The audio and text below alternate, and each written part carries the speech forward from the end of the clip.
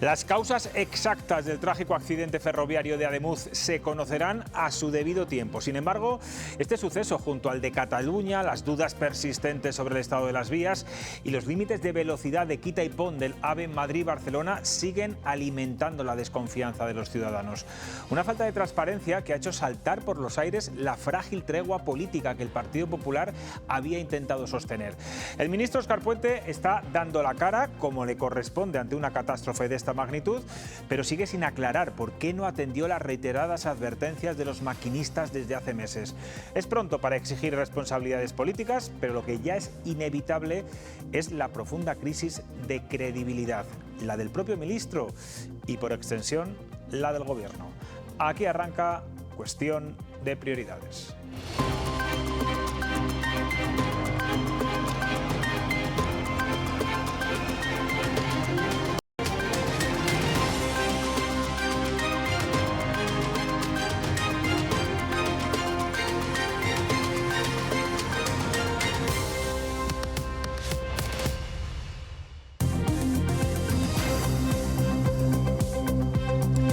¿Qué tal estaban? Buenas noches. Óscar Puente se ha rodeado esta tarde de altos cargos de Adif y de Renfe para dar explicaciones, muchas de ellas muy técnicas, en las que defiende su gestión. Dice que en las inspecciones anteriores, en las vías donde se produjo el accidente de Ademuz, que han sido varias, no se detectaron anomalías y que los mordiscos, así los ha definido el ministro, en los bogies del trenirio, que es una parte del chasis donde están las ruedas, y de otros que pasaron antes, no demuestran de momento que el origen del accidente esté en las vías. El ministro no quiere especulaciones y confirma que sí hubo colisión entre los dos trenes. Él habla de que el origen del accidente puede ser por un problema que nunca antes hemos visto en nuestra red, no aclara a qué se refiere, pero lo que sí descarta es que la causa sea por la falta de mantenimiento de las vías. Laura Zembranos, buenas noches. Buenas noches, José Luis. Pues Óscar Puente daba hoy explicaciones, confirma que lo seguirá haciendo también en el Congreso, donde dice que pedirá comparecer. Reconoce que el momento actual es especialmente doloroso, pero que no se debe poner en cuestión al ferrocarril.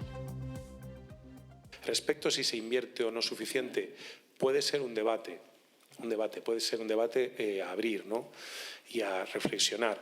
Pero yo sí pediría, en este caso, que se desvincule de lo que hemos vivido esta semana, porque si hay algo evidente esta semana es que no ha sido el mantenimiento, no ha sido la obsolescencia ni la falta de controles lo que ha desembocado en el accidente, por desgracia. Si no, sería bastante más sencillo de entender qué es lo que ha pasado y también de resolverlo. No estamos ante un problema de falta de mantenimiento, no estamos en un problema de obsolescencia y no estamos en un problema de falta de inversión. Estamos ante otro problema que tendremos que determinar, me temo que mucho más complejo de lo que nos estamos en este momento imaginando. Bueno, pues ese sería, digamos, el titular de estas 2 horas y 20 minutos de comparecencia ante los medios de Óscar Puente con los dos técnicos de Adif y de Renfe. Los que se han plantado ya y han dicho basta ya son los maquinistas, que anuncian una huelga general. Se han cansado de avisar del mal estado de algunas vías y de las vibraciones de los trenes, pero han estallado del todo con la muerte de sus dos compañeros, el maquinista del Alvia en Córdoba y el de los Rodalies en Cataluña. Ambos, por cierto, muy jóvenes. Sí, porque el maquinista de Ademuz tenía tan solo 28 años y el del tren de Rodalies era un joven sevillano de 27 años que se encontraba en prácticas. 2 muertes de maquinistas en 2 accidentes en menos de 48 horas y el sector dice basta. Esta misma mañana el sindicato de maquinistas emitía este comunicado en el que anunciaban una huelga general y ya por la tarde hemos conocido que los primeros parones se van a producir del 9 al 11 de febrero. ¿El motivo? Pues en el comunicado consideran inadmisible esta situación de deterioro, piden medidas urgentes que garanticen la seguridad y añaden van a exigir responsabilidades penales a las personas encargadas de garantizar la seguridad en Adif. Bueno, pues nos vamos ahora al epicentro del accidente de Ademuz en Córdoba, porque allí siguen los trabajos de identificación de cadáveres y de investigación de las causas. Laura, se centran en las vías, pero hay novedades. Sí, hoy hemos conocido varias. Por un lado, se confirma que el funeral de Estado será el próximo 31 de enero y hoy el número de víctimas se ha incrementado hasta las 43 con la localización de un cadáver más en el Albia. Mientras las grúas de maquinaria pesada ya trabajan en la zona, a la vez que hemos conocido que un bogie, la estructura de ruedas articulada que tienen los trenes, ha aparecido semisumergido en un arroyo cercano. Esta pieza de varias toneladas habría salido despedida y se cree que corresponde al vagón número 8 del tren Irio. También se ha desvelado hoy que se han detectado marcas en los rodamientos de los 5 primeros vagones, los que no descarrilaron, marcas que también están en trenes que pasaron horas antes por ese trayecto. Y hemos conocido los audios de la caja negra, publicados por el diario.es y por Cordópolis. Este que van a escuchar se produjo a las 7:45 horas entre Atocha y entre el maquinista del tren Irio. 6189, aquí Atocha, dime. Hola, Atocha, mira, acabo de sufrir un enganchón a la altura de Adamuz. Ah, ya te veo. O sea, que no te puedes mover, ¿no? No, voy a necesitar reconocer. El maquinista habla de un enganchón, se refiere a la pieza más elevada de un tren, el pantógrafo, y a través de la que recibe corriente eléctrica, que se habría enganchado a la catenaria. Pero el maquinista no es consciente de un impacto o de un choque y empieza a hablar de un descarrilamiento en una segunda llamada telefónica. Es esta y se produce 4 minutos después. 6189, aquí Atocha.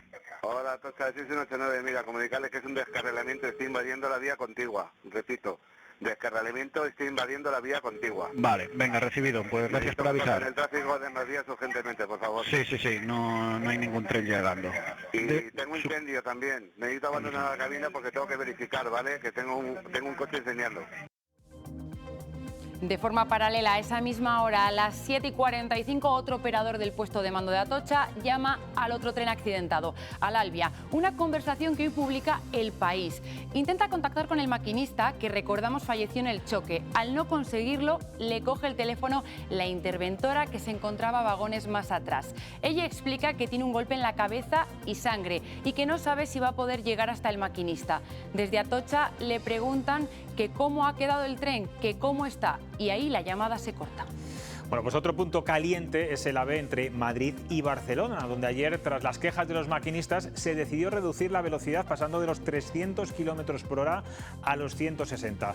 Pero Laura, en este caso ha reinado la confusión, porque ha habido una orden, una contraorden y todo casi en 15 horas. Sí, por eso vamos a explicarles cómo está ahora mismo la red ferroviaria de nuestro país. En el tramo más cercano a Córdoba, la circulación está totalmente interrumpida. Lo mismo pasa en las vías de Rodalies en Cataluña, pero seguimos hablando de la alta velocidad. Más allá del tramo próximo a Adamuz, hoy hay 2 vertientes con limitaciones de velocidad. Ayer se anunciaba que la línea entre Madrid y Barcelona se iba a reducir la velocidad de 300 a 160 km por hora. Esta noche se ha inspeccionado.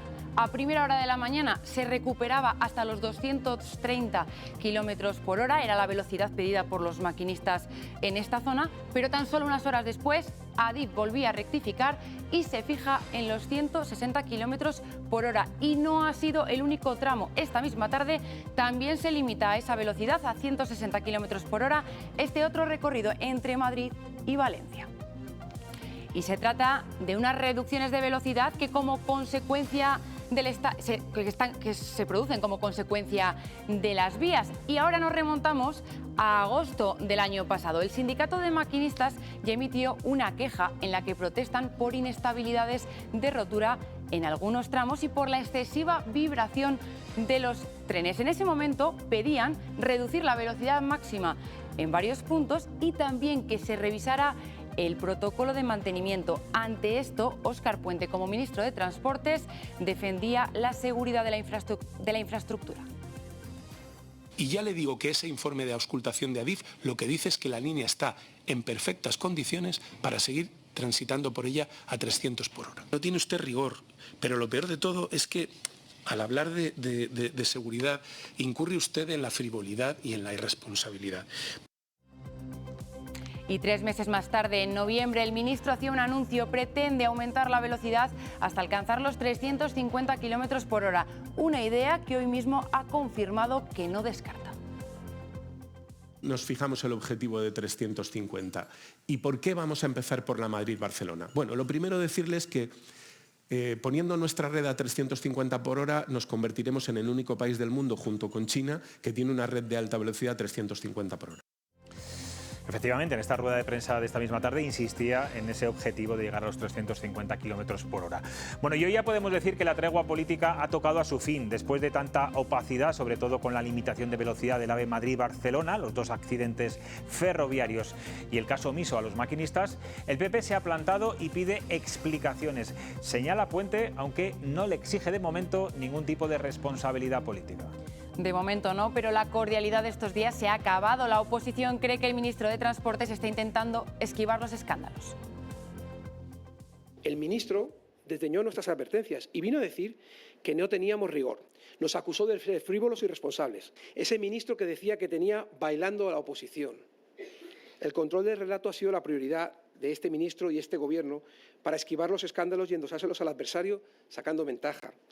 Les importa más eso que la seguridad de los ciudadanos. Para mí es una declaración clara de autoinculpación. El luto, el silencio no puede servir para ocultar la corrupción. La corrupción destruye la confianza en las instituciones y la corrupción mata. Bueno, y nos queda un tercer punto en el mapa ferroviario de España y es Cataluña y en concreto la localidad barcelonesa de Lleida, donde anoche se produjo el descarrilamiento de un tren rodalí al caer un muro en la vía por el temporal. Chocó con él el tren y se produjo ese descarrilamiento. El balance, Laura, también ha sido, bueno, pues trágico. Sí, en este tren también ha muerto uno de los maquinistas de tan solo 27 años. Se encontraba haciendo prácticas. Las otras 3 personas que estaban en la cabina del tren de Rodalíes se encuentran en estado grave. En total hay 37 heridos de diferente consideración. La caída del muro de contención se produjo en el momento exacto en el que pasaba el tren de la línea R4. Y también en la línea R1 el temporal ocasionó otra incidencia en otro convoy. La circulación de Rodalíes está completamente suspendida. Pues muchas gracias, Laura.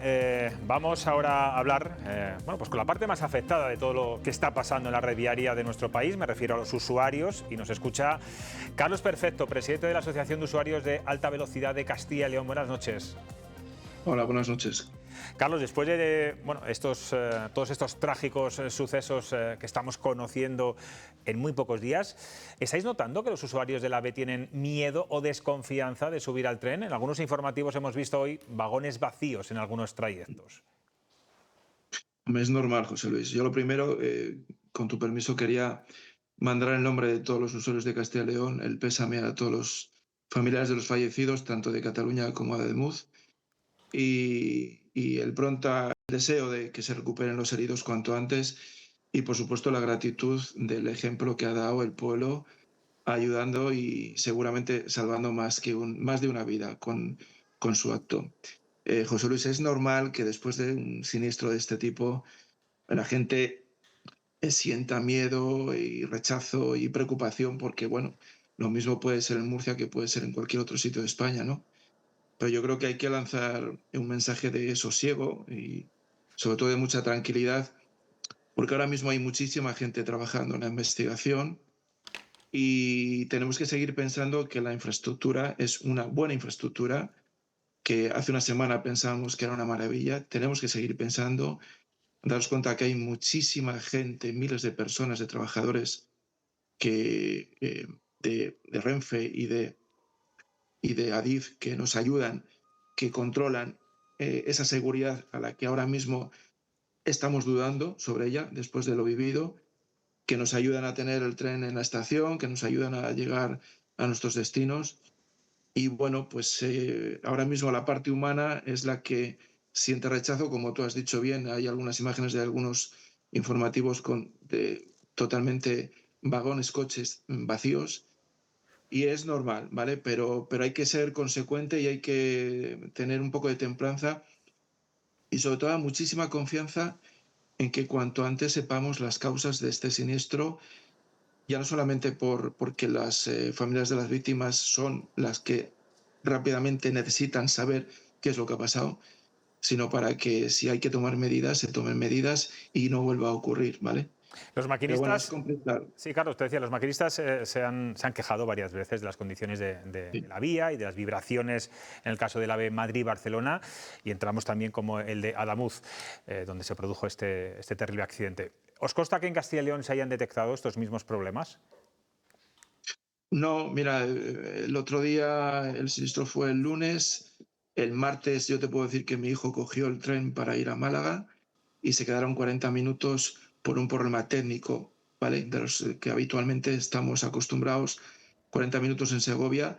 Pero bueno, eso también incide en esa psicosis que hay ahora mismo, ¿no? Pero no tenemos constancia de siniestros importantes o descarrilamientos, salvo uno que hubo en Burgos hace 4 o 6 meses, creo recordar. Y afortunadamente no pasó nada, ningún tipo de daño en las vidas. ¿Y crees que Pero están las bueno, vías preparadas para tanto tráfico desde que se liberalizó el tren en España y ahora hay más compañías circulando por las mismas vías y bueno, con trenes que pesan más que los de Renfe? es un debate que se ha abierto y como otros 4 o 5 debates que se están abriendo y que para eso hay que tener información técnica. Nosotros no tenemos el asesoramiento, el conocimiento, los datos técnicos de saber si aguantan o no aguantan o si la capacidad de las líneas asumen todo el tema de la liberalización que en estos momentos estamos. Nos podemos preguntar si ha sido una liberalización rápida o demasiado rápida, si es una liberalización que bueno, pues, se tiene que haber tomado con más mesura, pero nosotros ahí no podemos entrar, primero porque no tenemos esos conocimientos técnicos, pero entre nosotros sí que hablamos, ¿no? Porque aquí hay perfiles de todo tipo, hay algunos técnicos, pero yo creo que ahora mismo toca ser muy prudente, esperar a que las versiones del ministro, que no he podido escucharle esta tarde, nos den algo más de luz a tanta opacidad que tenemos, porque se habla de todo, se habla de muchas cosas, pero al final no sabemos nada. Y yo creo que cuanto más tiempo tengamos en espera, en recibir al menos algo provisional, va a ser peor porque va a haber más incertidumbres y se va a hablar de lo que tú dices o del mantenimiento o de las inversiones o de cualquier historia. Pues quiero Y preguntarte también, Carlos, por las inversiones. Leía hoy un dato que decía que España invierte 3 veces menos en su red ferroviaria que hace 17 años, mientras los viajeros de alta velocidad se han duplicado. ¿Es la inversión en la red viaria y en los trenes la necesaria o se ha primado más en invertir en tramos nuevos y no tanto en mantener los existentes? yo creo que ese debate se tiene que abrir después de tener la constancia de lo que ha sucedido. Eh, el sentido común nos dice que todo lo que inviertes paralelamente o de alguna forma, de forma creciente, tiene que ir parejo con ese mantenimiento. Un ejemplo muy sencillo es pues cualquiera de las ciudades de Castilla y León que crecemos afortunadamente gracias al AVE y a la alta velocidad en población, pues los servicios de esa ciudad tienen que ir parejo con respecto al crecimiento que tenemos en población. Pero eso tiene que hablar los técnicos, si es suficiente, si no es, o si se ha dado prioridad, o si el mix de la inversión en infraestructura o la inversión de mantenimiento es el adecuado. Creo que ese es un debate pendiente que no debería de tardarse, sobre todo para conocer, ¿vale?, por parte de la sociedad si se está haciendo correctamente, porque ahora es muy fácil, bueno, pues utilizar todos estos debates de uno y de otro lado y, insisto, para mí ahora mismo el momento es prudencia, seguir respetando y seguir pensando que vamos a viajar. Nosotros en Castilla y León es que dependemos del tren. O sea, no tenemos otra opción, sí o sí, para trabajar. Fíjate, Carlos, Pero es ayer un tertuliano planteaba una cuestión que te la voy a trasladar ahora. Sé que va contra los intereses de los usuarios del AVE, pero quizás no lo sé. Habría que invertir más en mantenimiento y no tanto en bonos tan baratos para viajar, que bueno, ahora ir en tren es casi igual de barato que viajar en autobús, ¿o no? ¿Y qué hacemos con el tren? ¿No lo utilizamos? El mantenimiento tiene que estar, sí o sí, pero no solamente en el tren, en las vías de carreteras, en los acueductos, en los viaductos, en todas las infraestructuras tiene que haber un mantenimiento. Pero tenemos que sacar una rentabilidad social de ese mantenimiento porque para eso no hacemos las inversiones a través de nuestros impuestos. Repito, nuestros impuestos. Entonces, yo creo que mezclar dos términos, como es fomentar el uso a través de ayudas y de incentivos para utilizar una infraestructura que es cara de por sí en condiciones normales, no tiene nada que ver con el mantenimiento. Además, me parece que es un poco capcioso esa comparación. No tiene nada que ver y lo digo con todo el respeto, no sé quién ha sido porque no lo he escuchado, pero evidentemente hace 3, 4 años veíamos que los trenes movían aire y ahora no. El término medio es la virtud, se suele decir, ¿no? Bueno, pues busquemos este término en medio, pero tenemos que utilizar una infraestructura que está pagada con los impuestos, porque si no, no la tenemos que hacer. ¿Para qué sirven? Nos invertamos otro tipo de infraestructura para poder viajar, ¿vale? Por último, Carlos, quiero preguntarte, 9, 10 y 11, huelga general de maquinistas, ¿eso qué va a suponer? Que me imagino que habrá servicios mínimos, pero que en fin, no nos va a afectar de lleno, ¿no? A todos los que quieran viajar en AVE, en trenes convencionales, etcétera, ¿no? Bueno, en las últimas huelgas que hemos tenido aquí en Castilla y León hemos sorteado bien porque ha habido unos servicios mínimos laborales que nos han permitido ir. Vamos a ver cómo es esta. Yo quiero entender que también hay unos servicios mínimos y que, bueno, pues nos tenemos que ajustar todos un poquitín con los horarios, con el espacio de tiempo que tengamos. A lo mejor nos tocará esperar más horas en la estación, pero bueno, es normal. Tienen todo el derecho, como cualquier otra persona, a manifestarse y hacer una huelga. Y cuando salgan los horarios, pues diremos si falta alguno, pero vamos, esperamos que sean igual que las anteriores. Bueno, pues Carlos, perfecto. Muchísimas gracias por atendernos. Decías que no habías podido ver la intervención larga de Óscar Puente. Te invito a que sigas el análisis y que saques tus propias conclusiones. Gracias, como siempre. Muchas gracias a vosotros por estar ahí pendientes. Bueno, análisis que nos van a hacer Óscar Gálvez, Emilio Álvarez, Isabel Pérez, Paco Somoza. ¿Qué tal? Muy buenas noches a los cuatro. Una huelga general, por cierto, que no es por asuntos salariales ni condiciones laborales, sino por la seguridad de todos ustedes, de todos los que viajamos en el AVE. Bueno, me consta que habéis escuchado las 2 horas y 20 de rueda de prensa. ¿Hacía tiempo, Óscar, a ti como periodista? Nada menos. Que no, yo no veía una rueda de prensa tan larga. Los periodistas teníamos mucho que preguntar.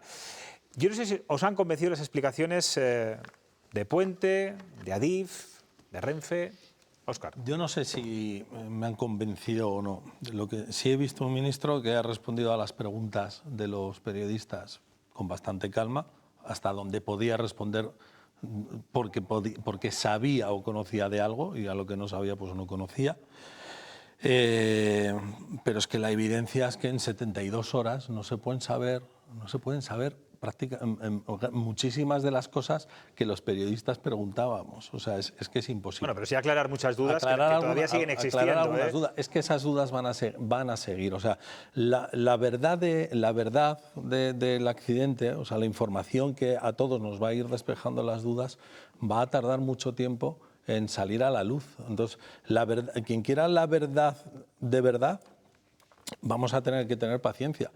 Y los que quieran confirmar su verdad rápidamente, pues van a sufrir bastante. O sea, para conocer la verdad de esto, o sea, hasta el detalle, si es una cuestión de mantenimiento, si fue una cuestión de vías, si hay que hacer más o menos revisiones en los trazados por la noche, todo eso... Lo que sí que ha descartado hoy vamos a necesitar Óscar Puente es el mantenimiento de las vías. Dice que no tiene absolutamente nada que ver. Ha dicho que no tiene nada que ver, ha dicho también al final que por qué no abrir el debate de si se tiene que dedicar más dinero al mantenimiento, que eso es una cuestión, o sea, descartando, como ha dicho de una manera yo creo categórica, que no tiene nada que ver el mantenimiento porque se ha hecho un aumento del mantenimiento en los últimos años, que está, no es que lo haya, además es que no es que lo haya dicho él en ese gráfico que ha enseñado. Recuerdo perfectamente de hace 5 o 6 meses en prensa nacional ver una gráfica sobre la evolución de la inversión y mantenimiento en la alta velocidad que mostraba que del 2011 al 2018 una cifra muy baja, me imagino que consecuencias de la crisis económica, y del 18 en adelante un aumento vertiginoso de las cifras. Bueno, ¿puede resultar insuficiente? Pues puede resultar insuficiente. A lo mejor hay que abrir el debate de una inversión mayor.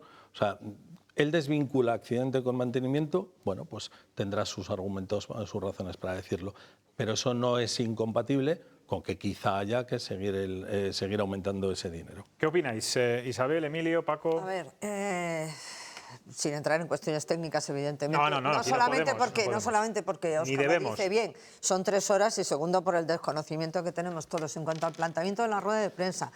Cosas que llaman la atención. Bueno, voy a dar un paso anterior. El problema que tiene el ministro Puente es que sus formas y maneras y su soberbia y sus tonos despectivos durante su época anterior de ministro hasta llegar a este punto llevan a que ahora mismo le vuelven como un boomerang a muchas cosas. Bueno, hablo de anteayer. Del sábado, hasta el sábado. Sí, hasta el sábado, sí, hasta este momento. Pero eso al final genera un estado de ánimo también. Es decir, él habla del estado de ánimo de los maquinistas cuando se refiere a la convocatoria de huelga, pero también hay un estado de ánimo de los ciudadanos. Durante un montón de tiempo, estamos viendo que hay incidencias constantes en los trenes. Evidentemente no tan graves, ni muchísimo menos como la tragedia que ahora hemos sufrido. Pero la contestación siempre ha sido la soberbia, el desprecio, el decir que los demás hablaban sin rigor y demás. Bueno, pues el estado de ánimo cuando él viene a dar explicaciones no es el más halagüeño, vamos a decir por ahí. Cosas que más me han llamado la atención. Yo entiendo que se rodee de 2 técnicos. Evidentemente es una materia muy técnica y, como él ha dicho, es licenciado en Derecho, no ingeniero, y no tiene por qué conocer determinadas cuestiones. Aún así hay que decirle que ha contestado preguntas técnicas, ¿eh? Sí. Pero a mí me gustaría, me hubiera gustado, no porque las haya imaginado. Pero hay que atreverse a decirlas, ¿eh? A mí me hubiera gustado que, apoyando a esos dos, el director de operaciones de Adif, me parece, y el de Renfe, hubieran estado también el presidente de Renfe y el de Adif, como cuestión estética, es decir, estamos aquí los máximos responsables y le derivamos a los técnicos que conocen el detalle. Y otra cosa que también me ha llamado la atención, que estoy convencida que tiene que haber alguna explicación, ¿dónde está Irio? Porque hemos visto el detalle del director de operaciones de Adif explicando cómo funcionaba todo pues, el centro de control de Madrid, de Atocha, todo el detalle hasta el último psicólogo que puso a disposición, que me parece muy bien, que cuenten toda la operativa y cómo se actuó de Renfe. Pero no sabemos nada de Irio. Yo lo he echado en falta ahí. Y sobre todo cuando el ministro en un momento dado, y le preguntan por los daños que tienen los bogies o las ruedas de los 2 trenes, se refiere solamente al que ha pasado inmediatamente antes, luego dice que hay un Irio antes y un tercer Renfe. Pero que el Irio no lo hemos podido saber lo que tiene. ¿Me estás diciendo que a estas alturas la comunicación con Irio, con la empresa, es tal que no han podido ni siquiera saber es el origen del problema. Datos como eso. A mí me llama poderosamente la atención. Emilio, ¿tú crees que esa estas falta de explicaciones han dado hoy seguridad y confianza a los ciudadanos que las hayan escuchado? Porque hay, desde luego, mucha desconfianza en estos momentos. Yo creo que sí, y mucha. Yo lo he escuchado a Óscar Puente. Y la verdad es que de las intervenciones que ha tenido es de las que más me ha gustado, me ha parecido de una seriedad enorme, de un rigor total, de una sinceridad muy grande, porque él mismo ha reconocido en varias ocasiones que no es técnico y que no podía dar unas explicaciones que realmente no, como decís, ha dado algunas, ha dicho tú, ha contestado algunas cosas técnicas, evidentemente porque los técnicos se lo habrán dicho lo que ocurre. Es decir, que a mí me han servido perfectamente para incrementar la seguridad en el sistema ferroviario español. He utilizado mucho el tren y estoy convencido que es un sistema seguro. Me ha convencido las explicaciones que ha dado porque están basadas en criterios técnicos. Por ejemplo, yo no sabía, hasta que ocurrió todo esto, que todo el sistema de las vías está totalmente automatizado y que en el momento en que hay unas vibraciones, no las que digan los maquinistas o los usuarios, que evidentemente se tienen que tener en cuenta, y a mí me parece muy bien que se tengan en cuenta, pero realmente... ¿Pero tú por qué crees que no se ha tenido en cuenta todas las reivindicaciones de los maquinistas desde hace 6 meses, tanto por esas vibraciones como por el mantenimiento, o el defectuoso mantenimiento de la vía, tanto en el tramo de Córdoba como en el de la AVE Madrid-Barcelona? Barcelona, que precisamente es por lo que han cambiado el ritmo de la velocidad. Mantenimiento defectuoso de la vía no se ha dado. Se han invertido 700 millones precisamente en esa vía, como bien han explicado. Eso es mucho, eso es poco, eso está bien. Eso está bien. No lo sé. Yo no sé si 700 millones. Es el debate. Estamos hablando, claro. La garantía no es que sean 700 millones o 7.000. Claro, no. El debate que hay que abrir es si lo que se invierte es suficiente. Claro, es suficiente. Claro. Y no lo sabemos. Y en principio no somos técnicos, claro. O sea, porque yo he estado viendo pues, intervenciones de tertulianos en distintos programas y realmente yo me estaba asombrando. Digo, pero bueno, ¿cómo pueden estar aquí no somos así. opinión? Aquí no somos así. Yo me fío más de lo que diga un maquinista de lo que diga un usuario, como yo mismo. O sea, para mí no es lo mismo montarme incluso en el tramo Valladolid-Madrid o el que hago Madrid-Calatayud, por poner un ejemplo, que además va a ser el próximo en tener la gran inversión de remodelación, como ha dicho el ministro. No es lo mismo montarte en una van que montarte en un AVE, que montarte en un Alvia, que es un cacharro insoportable. O sea, el Alvia accidentado es un cacharro insoportable, que se mueve, es un traquetreo impresionante, súper incómodo y que efectivamente tienes una sensación de inseguridad, pero que lo ha dicho bien el ministro. No confundamos inseguridad con confort. Sí, claro. ¿No te parece que quiero escuchar a Paco Somoza. Una cosa solo. No quiere descartar ninguno, pero sí ha descartado lo que le corresponde al que es el mantenimiento. A mí me daría más credibilidad si dice, no puedo descartar nada. Pero es que ha dejado bien claro que el mantenimiento es perfecto. De hecho, Isabel... Entonces... pero es que es así, Isabel. Pero es verdad que está habiendo la comunicación... Es que no sabe lo que ha pasado, no puede descartar. La comunicación en el Gobierno está siendo muy errática porque cada uno está diciendo una cosa. El otro día decía el ministro Marlaska que todas las hipótesis estaban abiertas. Minutos antes de que el ministro hubiera dicho que ni ha sido por un exceso de velocidad, ni un error humano, pero él decía esto. Veíamos también al presidente Renfe hablando de que la colisión se había producido 9 segundos. No 20. Hoy ha dicho el ministro Puente que ha sido casi inmediata. Que ni se enteró. Yo entiendo que son cosas muy de detalle, muy técnicas, que al final es imposible que todos pues tengan el mismo argumento y todos a la vez se coordinen. Pero cuidado también con la desinformación, que luego nos culpan a los medios de comunicación cuando son los propios políticos y gestores. No descartes categóricamente el mantenimiento tampoco, porque si no sabes si han sido las otras cosas, tampoco sabes si ha sido el mantenimiento.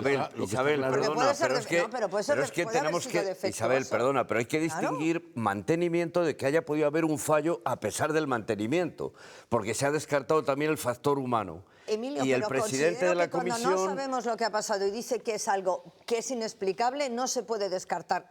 A mí me daría más credibilidad decir, y tendremos que comprobar si el mantenimiento se ha hecho adecuadamente. Ya han pasado solamente 3 días. A mí me daría más credibilidad. Es que parece que lo que le corresponde a él... Eso ya lo llevamos ya un ratito y Paco Somoza, que es el único técnico que hay aquí en esta mesa, técnico arquitecto, nada que ver con las vías de los trenes. Quiero saber tu opinión. No, lo que está claro, como decía el ministro también, es que se han chocado 2 trenes, ¿no? Que parece que esa es la verdad absoluta, ¿no? Bueno, pero la verdad absoluta de lo sucedido. Es que ha habido dudas de que si había sido un golpe tangencial, de que si se habían tocado levemente. No, ha habido una colisión y un impacto brutal. Yo creo que con independencia del desgraciadísimo accidente que tanto sentimos todos, ¿no? Por las víctimas principalmente, ¿no? La red de ferrocarriles es una red importante, consolidada, que hay que mantener como hay que mantener todas las redes. Y de la que hay que presumir, además. Sí, presumimos de ella. Si son muchos 700 millones o son pocos, no lo sabemos. Yo, desde luego, estoy incapacitado para analizar, digamos, ese dato, ¿no?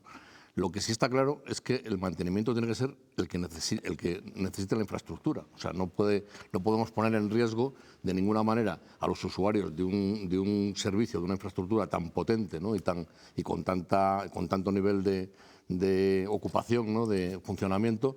No se puede poner en riesgo si hay alguna duda de mantenimiento. A mí me choca que los maquinistas, que son los que llevan el volante, o sea, dices, no serán los más técnicos, ¿no? Pero todos conducimos un vehículo, un coche, y cuando el coche empieza a hacerte algo raro, que no es lo habitual, el primero que lo notas eres tú, ¿no? Salvo que seas muy despistado, no entiendas nada de nada, ni tengas sensibilidad. Pero el primero que notas que eso no funciona. Entonces, a mí esos requerimientos de los maquinistas y esas protestas me parece que no son desdeñables. O sea, son protestas que hay que considerar siempre, y a lo mejor a partir de ahora hay que considerarlas con más intensidad, ¿no? Ahora, a partir de ahora, ¿cuál es el objetivo? Desde mi punto de vista, es la verdad. ¿no? ¿Qué es lo que ha sucedido de verdad? O sea, sin que se mezclen ningún tipo de intenciones políticas, que va a ser inevitable, ¿no? Y evidentemente estoy con Isabel en que la actitud del ministro, la actitud anterior, en nada le favorece. O sea, esa especie como de actitud que todos conocemos, o sea, no hay que definirla para no ofenderlo, que tampoco es momento ahora de que le demos un pal pelo, ¿no? Lo que sí que es curioso no sé, el que ofende es él. Es curioso como entre momentos graves y dramáticos está el perfil que vosotros decís, pero sin embargo en los momentos graves y dramáticos adquiere un papel mucho más moderado, sí, más que moderado. La gente no lo reconoce. En la crisis, hombre, Óscar, con 43 muertos que hay ahora mismo, algunos sin identificar, solo faltaba que saliera su aire soberbio a relucir. Solo un poco enfadado con la foto. En la crisis de la Dana daba información en tiempo real del estado de las vías, de la reconstrucción de todo. ¿Tú no crees que esté viviendo Óscar Puente sus horas más bajas ahora políticamente? Pero me llama la atención el contraste. Si lo sabe hacer, llama la atención el contraste. ¿por qué no actúa como un ministro y no como un agitador? Porque es que actúa permanentemente como un agitador, se mete en todos los charcos y abandona. Entonces, la percepción que han tenido los ciudadanos, o que hemos tenido los ciudadanos durante todo este tiempo atrás, es que cada vez que había una incidencia en un tren, y las ha habido sin muertos, pero muy gordas... En el cielo de la boca, no, pero ¿cómo contestaba él? Es el malo. Es el mejor tren, es que no tiene nadie ni idea, es usted un soberbio, le hemos visto antes en una... Y ahora mismo, no hablemos del pasado de Óscar Puente, hablemos de cómo está la situación actual. ¿Está en sus horas más bajas? Está en el punto de mira, desde luego. Ahora el Partido Popular hemos visto hoy que bueno, ya ha roto esa sintonía levemente, pero bueno, ya ha dado un paso más, simplemente por exigirle explicaciones. Dependiendo cómo lo maneje José Luis. Yo creo que lo hace bien, yo creo que no. Y da bien las explicaciones y se sabe contener y no intenta descubrir el bulto en lo que yo decía ahora. Y otra cosa, por ejemplo, que a mí me parece que en la rueda de prensa de hoy sobró lo de hacer referencia a lo de los 350 kilómetros. En la misma comparecencia que está explicando que un tren que va a 300, se le han pedido a los maquinistas que baje la velocidad, ayer lo bajaron a 150, lo subieron por la mañana y por la tarde lo han vuelto a bajar en ese tramo y en otro, no es el momento para recordarnos que vamos a ir a 350. Sí. Lo ha dicho, no es el momento. Luego hay un supuesto porque le pierde algunas cosas. Que va a haber dinero para invertir. Luego hay un supuesto incomprobable. Pero bueno, quizás no es el momento. No es el pero momento. Creo que hoy la rueda de prensa para mí ha sido correcta. O sea, desde el tono y en el fondo para mí ha sido correcta. Al revés. Si el ministro hubiera sido del PP. Imagínatelo. ¿Qué hubiera pasado, Emilio? No, si hubiera sido el PP. Pues si hubiera sido correcta, yo creo que no hubiera pasado nada. Emilio. No, claro, efectivamente. Yo ha habido ruedas de prensa de catástrofes del PP que no han sido correctas. Le preguntaba a Emilio, Óscar. No, yo lo digo también por mí, por lo que yo he actuado cuando he tenido alguna responsabilidad también, y entiendo que no, ha habido cosas que ha hecho el PP que a mí me han parecido mal y yo no las he criticado de forma totalmente inmisericordia. Porque tú eres moderado, eres moderado. Pero tú eres Óscar Puente, Emilio, ni te comportas como Óscar Puente. No, evidentemente, no tenemos el mismo Gracias carácter. a Dios. Pero yo creo que Óscar Puente, vuelvo a insistir, a mí hoy me ha convencido totalmente, en otras ocasiones también. Y lo de decir lo de los 350 kilómetros es porque está convencido que se pueden hacer. Y es que, fijaos, el argumento... Sí, pero es un poco de chufla. Hablo de la oportunidad, Emilio, de la oportunidad. Claro, está reduciendo la velocidad a los madrileños y catalanes casi a la mitad. Y encima le estás diciendo, aquello que anuncié de 350 kilómetros, que sepáis que lo mantengo, pese a que ahora tardáis una hora más o 2 horas más en llegar. Es sincero y se lo cree, y cree que es posible que se haga. Pero es la oportunidad, Emilio. No puede estar diciendo a la vez, no sé dar explicaciones de por qué ayer bajamos a 150, hoy subimos a 200, ahora estamos de 150 otra vez. Se puede guardar ese mensaje para dentro de 5 meses y cuando diga hemos empezado. Oye, os quiero preguntar por una cuestión, Isabel, que tenemos muy poco tiempo. No los demás, se habla sobre el mantenimiento de la inversión. Por favor, Isabel. Perdón. Es que tiene que terminar la frase. Siempre. Respétame, por favor. Te lo he dicho muchas veces. Es una pregunta un poco técnica, Se habla, estas últimas horas de fatiga de las vías, que es un verbo que a mí me sorprende mucho, pero es cierto, ¿no? Muchas más trenes. Fatiga de los materiales. Fatiga, bueno, sí, tú sí, sabrás seguramente de qué va esto. ¿Deberían circular menos trenes o esto no es una cuestión de menos trenes, más peso de algunos trenes? Si los aceros por los que los trenes discurren están en las condiciones suficientes para soportar el peso y la transición. Eso en todos los casos. O sea, ahora se están haciendo ITVs, entre comillas, porque sabemos todo lo que es la ITV, de los edificios, ¿no? ¿Por qué? Porque un edificio que tiene 200 años de antigüedad y que lleva ahí 200 años no va a aguantar otros 200. Vamos a comprobarlo, porque hay carcomas, hay efectos que no son tan claros, que pueden generar un daño que provoque finalmente un accidente, un derrumbamiento, lo que sea. En el tren pasa igual, porque aquí si utilizamos el sentido común nos vale casi para todo, ¿no? Entonces, por eso yo decía antes que el mantenimiento, no sé si habrá que, seguro que esto nos va a ayudar a todos. Desgraciadamente tienen que suceder estas cosas para poner el semáforo en el cruce, ¿no? Porque si no hay accidentes no hay semáforo, ¿no? Como usuarios, como ciudadanos, nos parece muchísimo los trenes que pasan por las estaciones. Yo en Calatayud, esperando el AVE muchos domingos para venir a Valladolid, mientras llega el mío para ir a Madrid, pasan cada 7 minutos uno a una velocidad impresionante. Entonces a mí me da la sensación de que hay muchos. Pero cuando entras a comprar el billete, que te gusta que haya todas las horas. Efectivamente, pero claro, entonces, son muchos, está fatigada la vía. Yo confío en que quienes toman la decisión de que se puede utilizar la vía tanto... La ley de la oferta y la demanda. Igual que confío en que cuando yo tomo las decisiones en el ámbito que me compete tomarlas, la gente considere que las tomo correctamente. O sea, bueno, nos vamos a ir a publicidad, imagínate señores. Cuando despega un avión contra el viento, ¿no? Claro. Ayer hablábamos aquí mucho de Mercosur, han pasado cosas muy importantes, incluso sorprendentes, que ayer los contertulios que tenía aquí, que eran las principales OPAs, decían que esto iba a ocurrir, pero lo decían con la boca pequeña. Enseguida hablamos con uno de ellos. A la vuelta.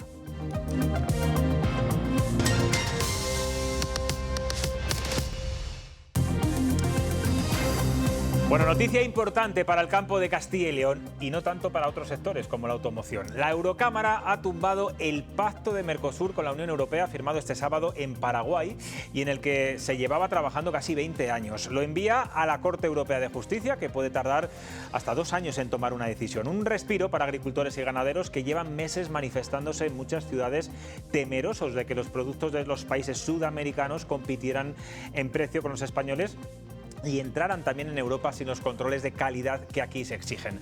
Laura, ha sido toda una sorpresa.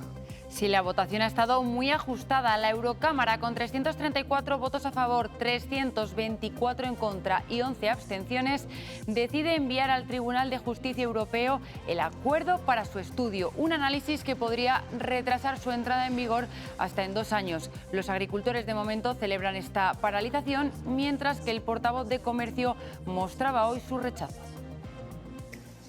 La Comisión lamenta esta decisión del Parlamento Europeo.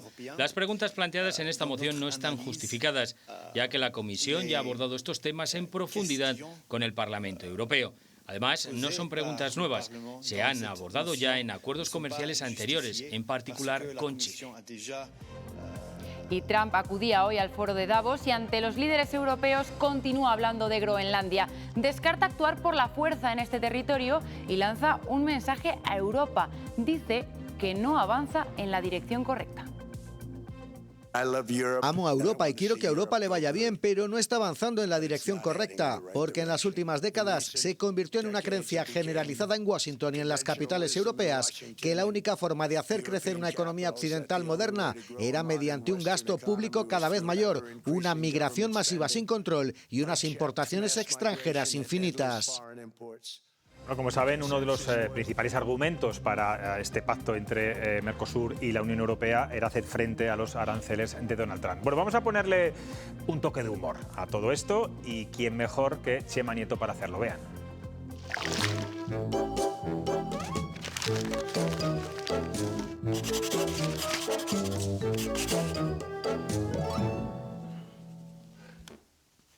Estos tiempos de inquietud necesitan mucha luz. Aquí tengo una auténtica alita de pollo de Mercosur. Así que vamos a ver qué podemos esperar de esto. ya está.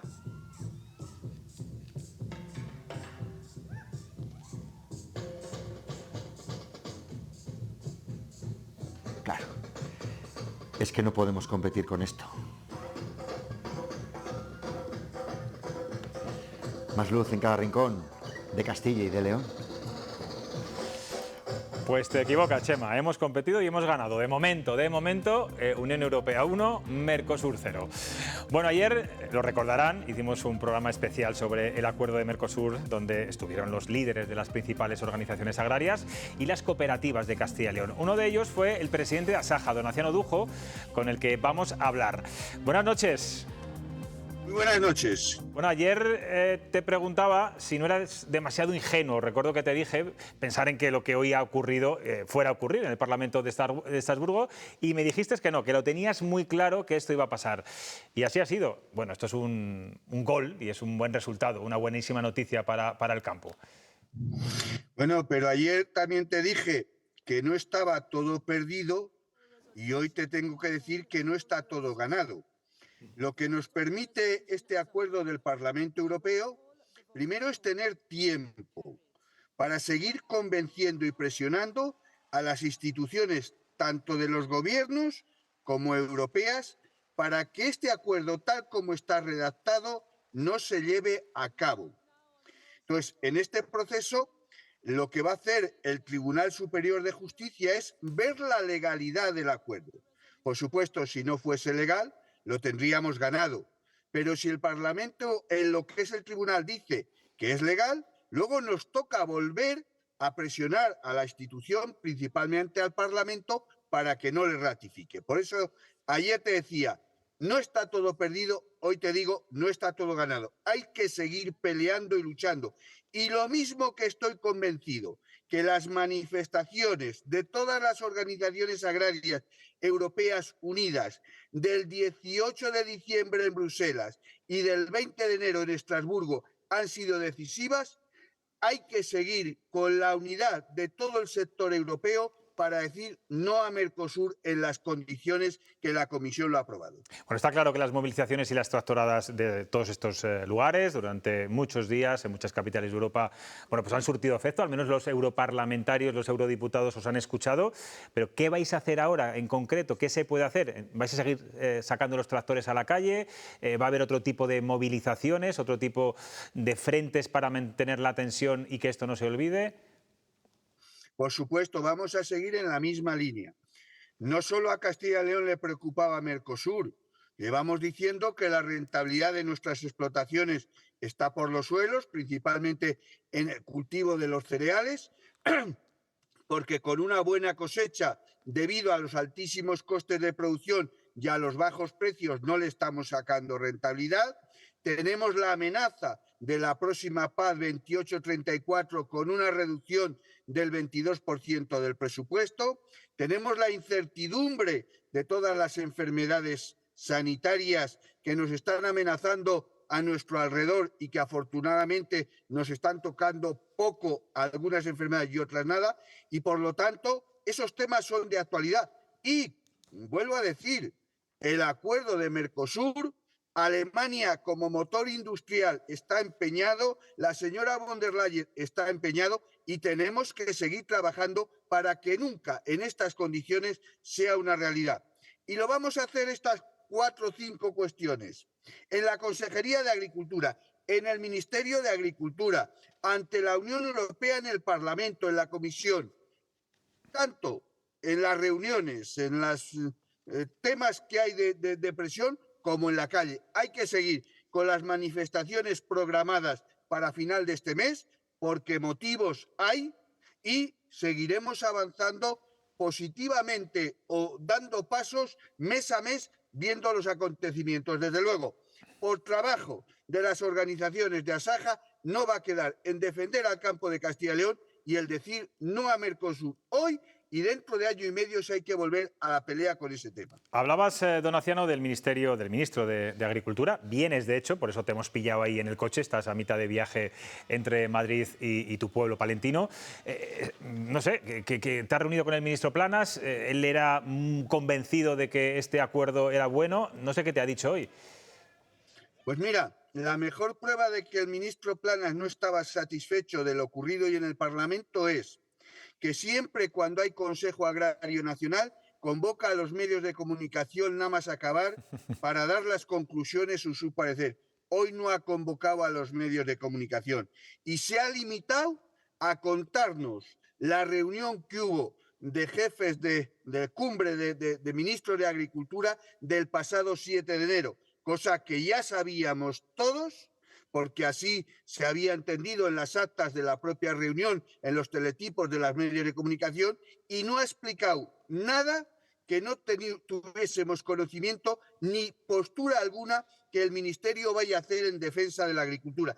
Y mira que le hemos insistido en los costes de producción que tiene principalmente el cultivo de los cereales, en el bajo precio que tienen nuestros cereales, en las enfermedades, que haga una política sanitaria acorde a nivel nacional. Pero desde luego, y la PA, por supuesto, que nos defienda que hay una reducción. Hoy no estaba el ministro en su mejor día, no estaba el horno para muchos bollos. Él ha explicado su reunión, nosotros hemos explicado nuestras reivindicaciones y, como digo, la mejor prueba de que hoy no quería mucho estar en el acuerdo es que no ha convocado siquiera a los medios para explicar lo que ha sido la reunión. Bueno, quizá la ha pillado con el pie cambiado, porque desde luego que esto, la mayor parte de los ciudadanos no nos lo esperábamos. Pues me gusta tu cautela, ¿eh? No se ha ganado todo, vamos a ver qué pasa, porque lo que puede decir también el Tribunal de Justicia Europeo, en fin, está en sus manos. Muchas gracias, don Aciano, por hacernos un hueco. Coge el coche y llega a casa pronto y te puedes ver incluso el programa, si quieres. Bueno, pues muchas gracias y un saludo a todos. Gracias, don Aciano. Bueno, buena noticia para el sector agrario, desde luego. Menudo papelón para Ursula von der Leyen, que el sábado pasado estaba en Paraguay, en Asunción, firmando con Mercosur este acuerdo y no ha salido adelante.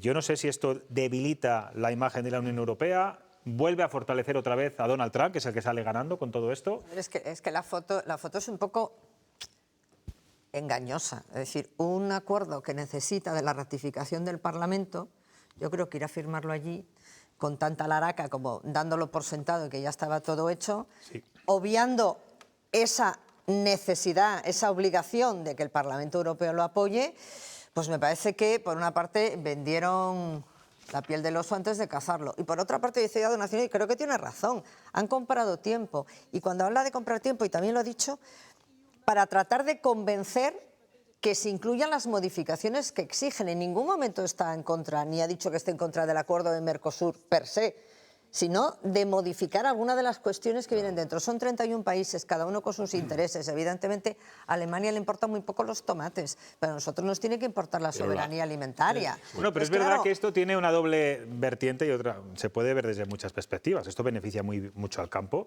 pero no tanto al sector de la automoción, claro, las tecnológicas, etcétera, ¿no? Hay muchos sectores con intereses. Ni al vino, ni a los lácteos, bueno, ni a las bebidas. Pero está hablando de bueno, fíjate, decía ayer don Aciano que el vino, por ejemplo, claro que Argentina, Chile, que es el mayor productor de vino casi del mundo, las exportaciones que va a hacer de vino, o las importaciones que va a hacer de vino español son exiguas, ¿no? No le va a interesar. Pero Brasil, en cambio, sí. Quizá el aceite, claro, quizá el aceite. El aceite de oliva. De todas las maneras, yo creo que cuando tú actúas con un acuerdo, con un posible acuerdo como el que entraña Mercosur, con respecto a un sector, en nuestro caso tan debilitado como el sector primario, hay que valorar, yo creo que otras opciones también a la par. O sea, que no se trata solo de impedir que las cosas se produzcan con una cierta naturaleza, pero es que seguimos empeñados en no cerrar los círculos en esta región, ¿no? O sea, no vendemos espárragos embotados, ¿sabes? Hacemos los mejores del mundo, pero no somos capaces de embotarlos y de venderlos. Y en definitiva, el Ministerio de Agricultura... Bueno, la comercialización y la internacionalización, ¿no? O sea, que las patatas están muy bien, pero cuando vienen en bolsa tienen un plusvalor del 10.000%, ¿no? Entonces, ¿quién se lleva ese plusvalor? El que las mete en las bolsas, el que las hace pequeñas o el mismo que corta el chorizo y tal. Y no sabemos, y seguimos sin saber, ¿no? Entonces, tenemos grandes cooperativas que se dirigen al sector agrícola y que parece que lo quieren proteger, pero en lugar de protegerlo, al final no rematan la faena. La faena no se remata solo plantando patatas. Lo que pasa es que hablamos de Castilla y León un poco en este caso. Yo creo que sabemos hacer las cosas mejor de lo que parece que las hacemos, en general, tanto el sector agrario y productivo como el de transformación. O sea, yo creo Vete a la boutique del gourmet de cualquier gran almacén. Y lo que pasa es que luego esto es Europa. Quiero decir, o sea, somos una parte muy minúscula dentro de lo que es Europa. Habrá otras regiones en Europa que lo harán peor de lo que creemos que lo hacemos nosotros. Yo creo que no lo hacemos tan mal. Se trata, Óscar, y otras que las harán mejor. Y en ese escenario tan amplio, pues es donde nos dan una bofetada y luego nos dan a veces la otra en la regulación europea. ¿Tú crees que el queso francés es mejor que el nuestro, por ejemplo? Pues hombre, no he comido mucho queso francés para tener la Por algo será, porque prefieres comer. A mí me encanta el queso de España en general, el queso de Castilla y León, Zamora. Lo venden 10.000 veces mejor que nosotros. Estoy convencido. El aceite italiano, y el vino español, y lo embotellan español me encanta. Claro. O sea, no me tengo que ir a Francia para beber un buen vino, aunque obviamente si voy a Francia beberé buen vino, pero no escuchas que va a costar por lo menos 10 veces más de lo que te cuesta aquí un vino. Pero no puedes firmar un acuerdo que has estado negociando 25 años en contra de un sector tan importante como es el sector primario y dejarlo a los pies de los caballos. La Unión Europea o la presidenta de la Comisión no ha medido los pasos y yo creo que ha quedado desautorizadísima una vez más. En este muy debilitado. Que no tiene talla política desde el primer día. Porque ni el Partido Popular Europeo ni los socialdemócratas europeos van a abrir la boca, como bien ha dicho hoy, como ha dicho don Naciano Dujo con el ministro, mejor no comparecer. Pero en el fondo hay una gran parte del Partido Popular Europeo de hecho la votación ahí está, PP y PSOE se han unido en este asunto. Que están encantados con que no haya salido esto adelante. Emilio, porque ¿quién le interesa? Sí, bueno, la votación ha sido muy curiosa, porque resulta que ha sido la extrema derecha y la extrema izquierda las que votan en bloque y resulta que los partidos moderados son los que han votado también en bloque a favor del acuerdo. No, lo que yo quería señalar, coincidiendo con lo que dice don Naciano Dujo de que él no echaría las campanas al vuelo, es que este acuerdo la Comisión le puede empezar a aplicar ya, inmediatamente. Sí, eso es cierto. Es decir, que está claro que el acuerdo del Parlamento Europeo es una maniobra dilatoria para retrasar la aprobación definitiva, pero que en el momento que cualquier país de los que Argentina... Sí, eso es cierto, pero perdona Isabel, eso es cierto lo que dices, pero ¿qué estará pensando Donald Trump, al que yo no me quito en la cabeza cada vez que hablo de Mercosur? Porque uno de los motivos fundamentales es evitar los aranceles entre los países de Sudamérica y Europa, precisamente por la guerra constante que está lanzando y esa batería de aranceles que constantemente nos amenaza. ¿Es una nueva victoria para él, sin mover las manos? Yo creo que sí. Donald Trump tiene que estarse riendo realmente, porque precisamente el objetivo de este acuerdo, y bueno, yo creo que don Naciano y los agricultores y ganaderos que estén informados son conscientes de que el acuerdo es bueno para ambas partes.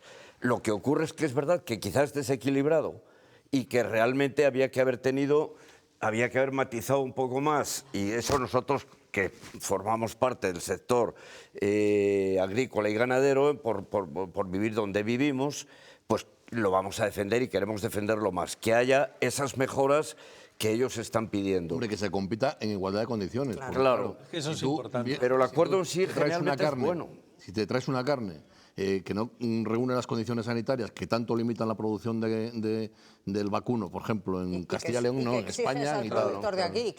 Y dices, controles la reivindicación de higiene, saludables, de producción. Decía don Naciano Dujo ayer, ponerle un filete, así como hace él, con esas formas que tiene tan hiperbólicas, vamos a decir, ¿no? Que a mí me encanta cómo comunica don Naciano Dujo. Ponerle un plato de carne a Ursula von der Leyen y también al ministro Planas, de Argentina, lleno de 1000 cosas, que no cumple los estándares de calidad en ningún momento, y uno de aquí, de Castilla y León. A ver cuál se come. Bueno, pues era un poco eso. Pero cuando ese ejemplo, yo creo que... la línea del supermercado lo tengas a mitad de precio el uno que el otro, pues esa es la competencia desleal. Tú lo que no puedes es exigir condiciones distintas a quienes compiten en el mismo mercado. Entonces, si haces un acuerdo comercial, tendrás que exigir las mismas condiciones y requisitos a todos, porque es que si no uno sale con un brazo atado a la espalda. Y hablamos de un sector que ya se está quejando desde hace mucho tiempo, hablamos del trigo, hablamos de muchos productos, de las pérdidas que tienen y del precio en origen a cómo se vende después. Bueno, nos vamos a ir a publicidad. A la vuelta vamos con cuestiones políticas, eminentemente políticas. Enseguida volvemos.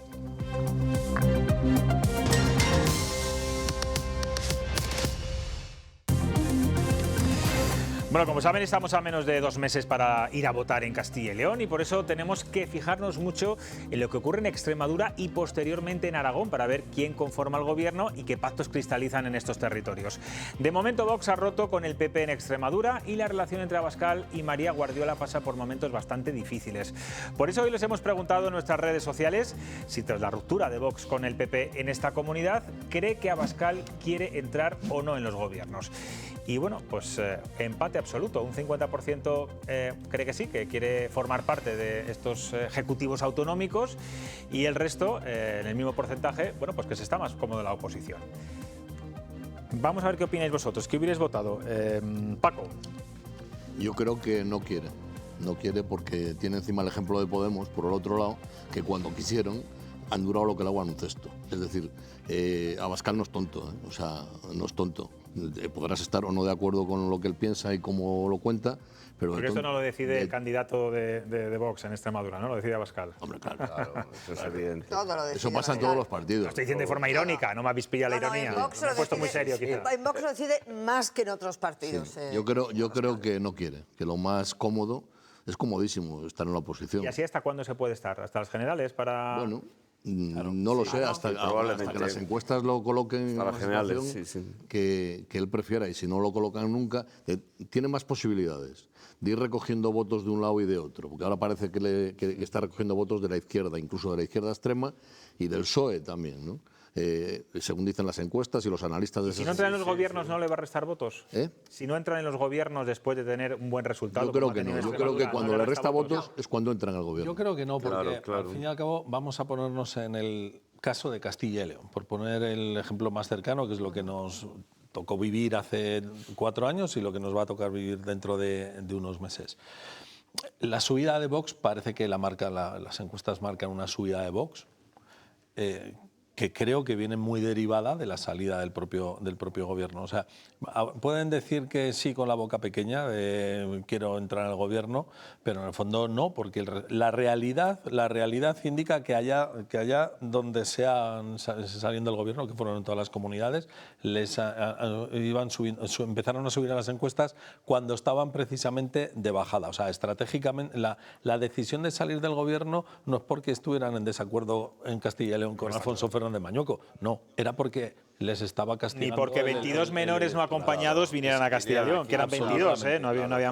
Por lo tanto, siguiendo esa misma lógica, hasta las elecciones generales a Vox no le interesa entrar en el gobierno, aunque esté diciendo hasta el último día de la investidura o hasta el último día de las negociaciones con María Guardiola, lo hará con Jorge Azcón en Aragón y lo hará en Castilla y León con Alfonso Fernández Mañueco, que quieren entrar al gobierno, pero no les interesa. Y nos vamos a encontrar un escenario muy similar en Castilla y León al de hace 4 años. O sea, el Partido Popular tendrá más procuradores. Hace 4 años querían entrar sí o sí, y tienen muchas ganas. Claro, y una de las primeras...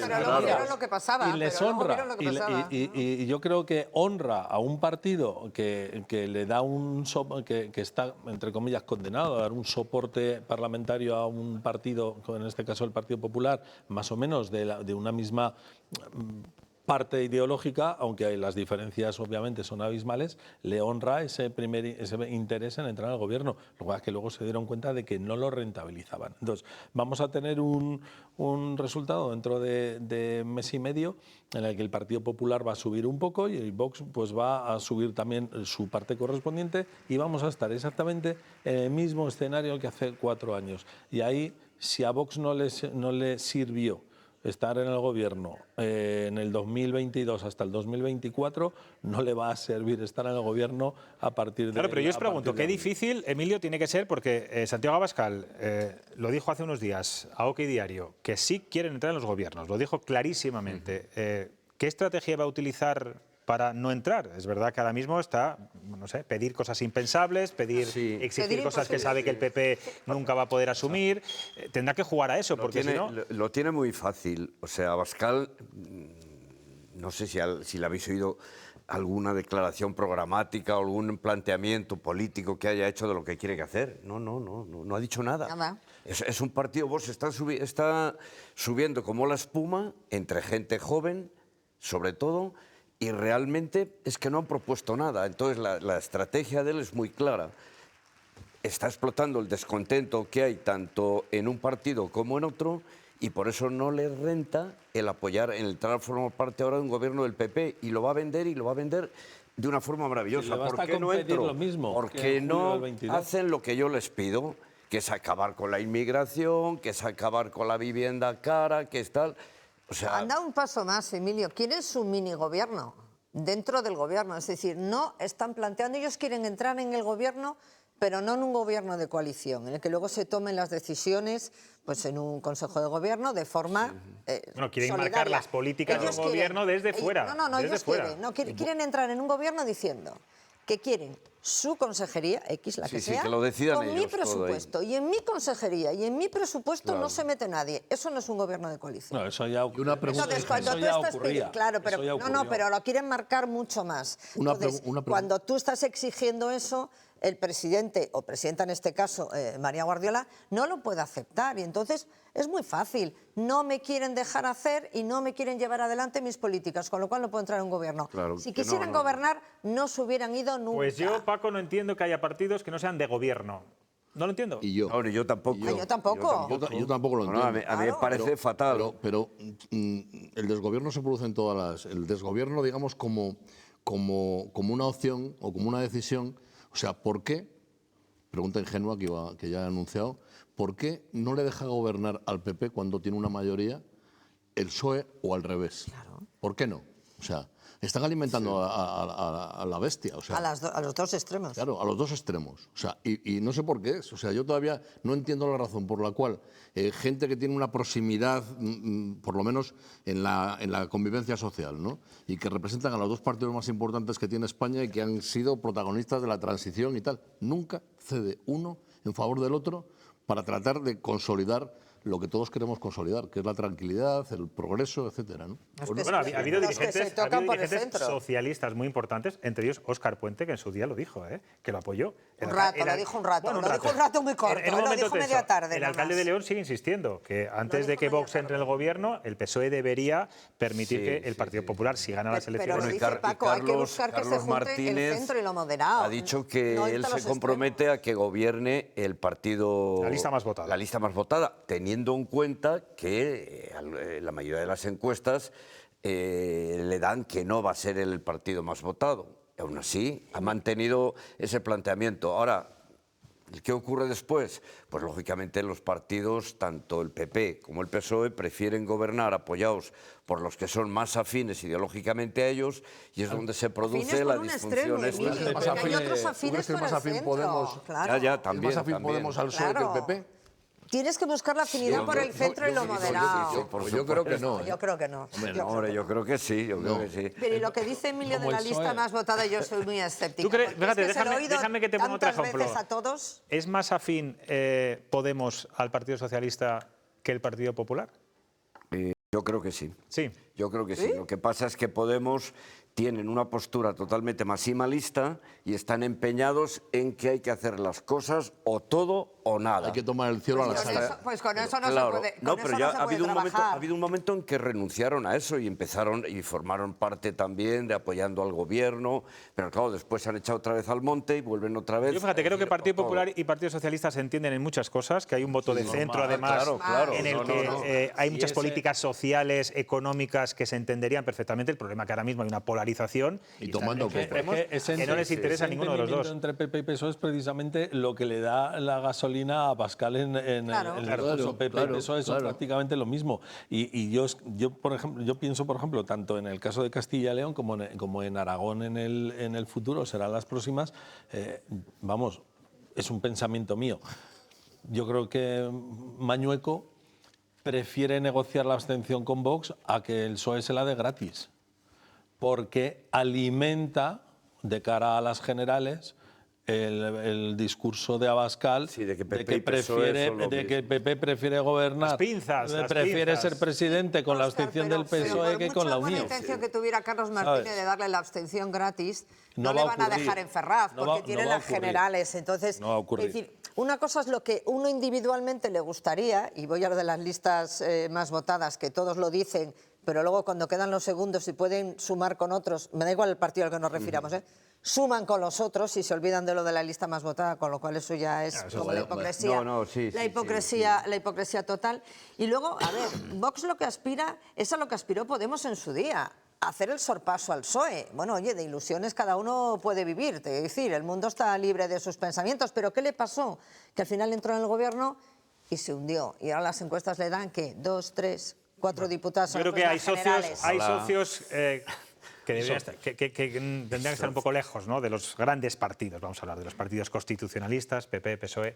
Bueno, llevamos una noche, la verdad, que muy densa, de noticias de todo tipo. Necesitamos, yo creo que, respirar un poquito para relajarnos, que estamos ya cerca de la medianoche. Vamos con Soraya Lázaro, nuestra cotilla influencer, y sus noticias curiosas.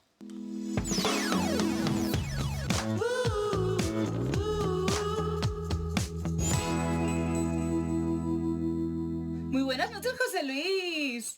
He vuelto. La semana pasada me inmovilizaron millones de virus que me paralizaron en la cama. Pero ya no pueden más conmigo, así que vamos con esas noticias virales y curiosas. Un tiburón de Groenlandia tiene 400 años. Atrae la atención porque ha vivido durante siglos con un metabolismo hiperlento. Es el vertebrado longevo jamás documentado. ¿Por qué puede tener esa edad? Por la combinación de crecimiento muy lento, la madurez tardía y la vida en aguas heladas. ¿Cómo averiguaron su edad? Miraron unas proteínas del ojo que se crean al principio de la vida y no cambian, y con eso pudieron calcular la edad. Este tiburón tiene que estar diciendo, pero esto no se acaba ya. ¿Cuánto más voy a vivir? Ha visto pasar generaciones y generaciones de tibucolegas. 100 años vale, pero 400 años, madre mía, si es que se sabe el océano de pe a pa. ¡Continuamos! El chihuahua que salvó a su dueño de morir congelado en un glaciar suizo. Un excursionista checo cayó en la grieta de un glaciar en Suiza mientras iba paseando con su perrito y solo pudo ser rescatado gracias a su perro Philip. ¿Cómo le rescataron? Porque permaneció junto a él hasta que vino el helicóptero y el helicóptero les vio por una mancha que había ahí gris en el suelo. Y así pudieron sacarlos de allí. El perrito no se movió de su lado hasta que le sacaron. ¿Cómo son de leales estos bichitos? Y por último, una abuela de 81 años se hace youtuber para poder pagar el tratamiento de cáncer de su nieto. Empezó a jugar al principio en 2024 para pasar tiempo con sus nietos. A uno de ellos, de tan solo 17 años, le descubrieron un sarcoma, un agresivo cáncer muscular. Así se creó Grandma Crackers, su propio canal de YouTube. Su objetivo era claro, recaudar fondos para que Jack pudiera seguir luchando. En apenas 2 meses la comunidad entera se volcó con ellos. Superó los 200.000 suscriptores y acumuló millones de visualizaciones, logrando recaudar $43.500. Y lo más bonito de esta historia, por supuesto, es que Jack se curó por completo. ¿Qué noticias más monas os he traído hoy, eh? Espero que enero esté yendo un poquito mejor para vosotros, porque yo si tuviera una lámpara mágica le pediría 3 deseos. Que enero pase ya, olvidar enero y que enero nunca hubiera existido. Vale, yo me quedo por aquí bichando por las redes sociales y la semanita que viene os lo cuento todo. ¡Mua! Con lo interesante informativamente que está siendo enero, ¿eh? Soraya, te quedan 10 días solamente. Le voy a pedir a Paco Somoza, que tiene una extraña, una rareza que hace siempre que viene al programa, que mientras él debate, él está atento, no es que se aburra, está dibujando constantemente. Entonces le voy a pedir que déjame el cuaderno, porque hace cosas maravillosas. Imagino que los zamoranos ya le conocen. Mira, bueno, este no sé si lo pueden ver, pero este es Samuel, que es un cámara, que le tengo aquí a mi izquierda. Es Samuel, ¿verdad? Sí, sí, sí. No sé si puedo seguir, porque has dibujado Nueva York también aquí, Paco. Todo esto mientras estamos hablando de Mercosur, mientras estamos hablando de Óscar Puente, esto ya no lo defino, ya no sé qué es esto. Es un apunte que le he hecho a Emilio así. Ah, eres tú, Emilio, joder. Bueno, sí, tiene eso aquel, tiene eso aquel. ¿Hay alguno más así? No, ahí te quedas. Bueno, Óscar, Isabel, no somos importantes. No somos importantes para Paco Somoza. Me encanta este cuadernito. Guárdalo durante mucho tiempo. Bueno, nos vamos ya. Mañana a las 10:30 de la noche, como siempre. Óscar Gálvez, Emilio e Isabel, artista, Paco. Hasta mañana. Adiós.